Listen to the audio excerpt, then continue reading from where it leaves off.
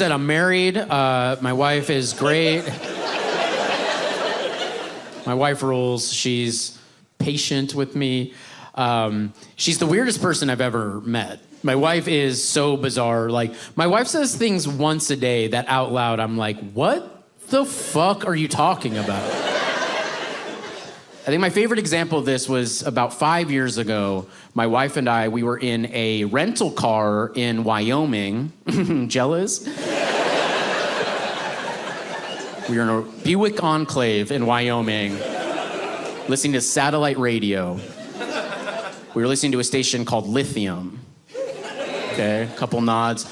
Lithium is a station that only plays 90s alt rock. Okay, yeah, so of course, at some point, a song by the band Bush came on the radio. This guy nods. Yeah. I like seeing Bush fans in crowds because they are kind of smug about it. Like, I can tell just from your demeanor that you're like, just to yourself, you're just thinking like, I bet it was Glycerine. The song he was listening to, I bet it was Glycerine. Yeah, so we're listening to Glycerine. Halfway through the song Glycerine, my wife turns to me and she's ecstatic. She's so excited. And I'm like, what's up? And she goes, Joe, did you know the day I went to my first Bush concert was also the day I tried mayonnaise for the first time?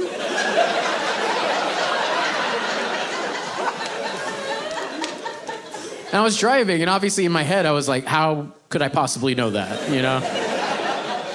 But out loud, I was like, that's incredible. Tell me everything.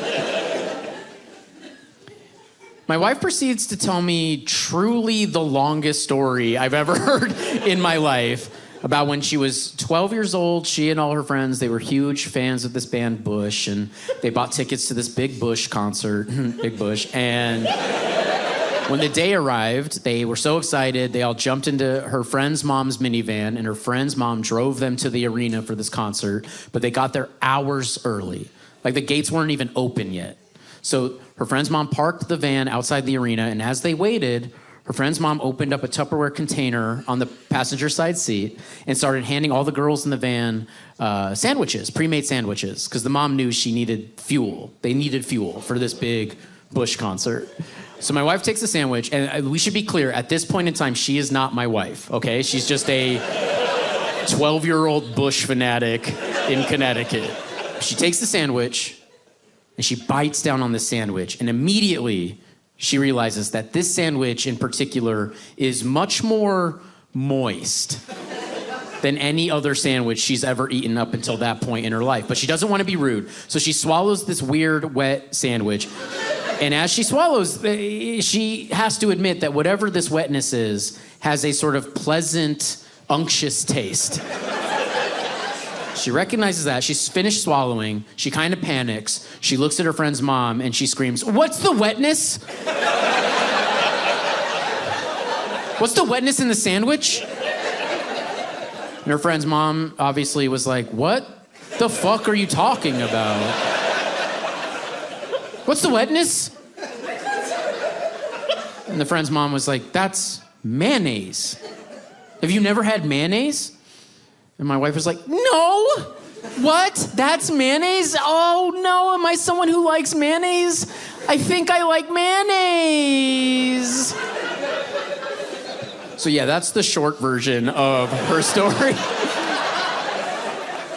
So her story ends, and I don't know how to respond, and that's a problem, right? I can tell she's waiting for me to say something in response, but I'm not doing it right. So there's just this tension building in the Buick Enclave we're in. And after like 20 seconds or so, she gets annoyed, and she snaps at me, and she goes, hello, Joe? What was the day you first tried mayonnaise?" Expecting me to have like an equally powerful story. You know that touchstone moment in all our lives where we vividly remember eating mayonnaise for the first time? I love her so much. I'm lucky to be with her. She is mean. She's mean to me. I'm a professional comedian. That's important to remember. My wife recently told me that the funniest thing I do is the way I throw up. She said that. And that's hurtful. What hurts most is like she might be right. It is objectively funny how I throw up. I am very bad at throwing up.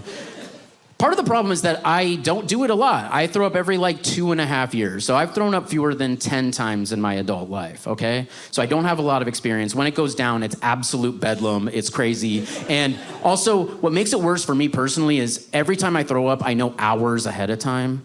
You know what I mean? I'll burp. You know those weird burps? I'll be like, oh no, today's the day. And I just pace around my house waiting to the vomit to come up. I'm like, when's it coming? When's it coming?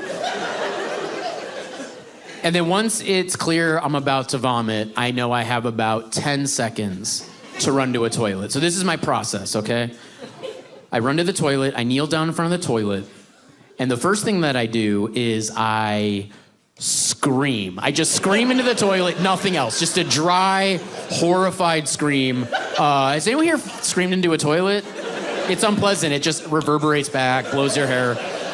And then I just do that for a while, right? I just scream, and it's not a fun scream. It's animalistic. It's horrifying. I can't even replicate it. I'll try my best. This is what I do. I go, oh! Thank you. Oh, thank you. So I do that for a while. It's sort of tantric. I just breathe in and scream and scream and scream. And it's about 30 screams or so. Each scream, I feel the vomit kind of ratchet up a bit. So after about 30 screams, it hits the surface, and I always, every single time, I get the angle wrong. So I continue screaming. It's clear, let's be clear, I'm never not screaming. So I'm screaming and screaming as vomit starts to shoot out my nostrils. So I got 2 jets of vomit shooting out my nostrils. No, I'll keep going. And so vomit shooting out my nostrils, I'm screaming, screaming, screaming, and the screaming's so intense that I start coughing up blood. Okay, so I'm coughing up blood, screaming, vomit out my nose, and at some point I start crying. I start crying. It's not because I'm a bitch. It's purely pressure related. There's just so much pressure rushing to my head that tears start rolling down my face. And actually the pressure's so crazy that all the blood vessels around my eyes explode. So I have 2 black eyes, non-contact black eyes. I have 2 black eyes, crying, bleeding out my mouth, vomiting out my nose, screaming, screaming, screaming. And I don't even think I'm doing a good job describing this because it's so violent. With each scream, I'm slamming up against the toilet, right? So by the end of it, I have a toilet bowl-shaped bruise on my chest. Vomit out my nose, screaming, blood, black eyes. And a little pee comes out. Okay, so a little pee comes out. Because I'm squeezing so hard. I'm nearly breaking ribs. And every time, almost a minute in, every time I throw up, I shit myself. I'm shitting, peeing, crying, black eyes, nose, vomit, screaming, screaming, screaming, bleeding. There is a moment every time all this is happening where there is a voice in my head that's like, it would be cool if I came right now. You know what I'm saying? If I could come in that moment, that's all, to hit for the cycle like that. That's all I need for my EGOT. That's what I'm looking forward to. I work in television. I watch a lot of television. I think I have a pretty refined taste in television, actually. I mostly watch a channel called A&E, which stands for Arts and Entertainment. It's very classy. My favorite show on A&E, maybe my favorite show of all time, is a TV show called Intervention. Okay? If you haven't seen Intervention, how do I describe it? Well, it's basically a prank show. And the way it works is a production company descends on some awful little town, and they are looking for a huge drug addict, right? And they find a drug addict, and they go up to him, and they're like, hey, man, we heard you're pretty good at taking drugs. And he's like, pretty good, I'm the best, I'm incredible, it's all I do. And they're like, awesome, would you ever consider getting high on camera? And he's like, it would be an honor.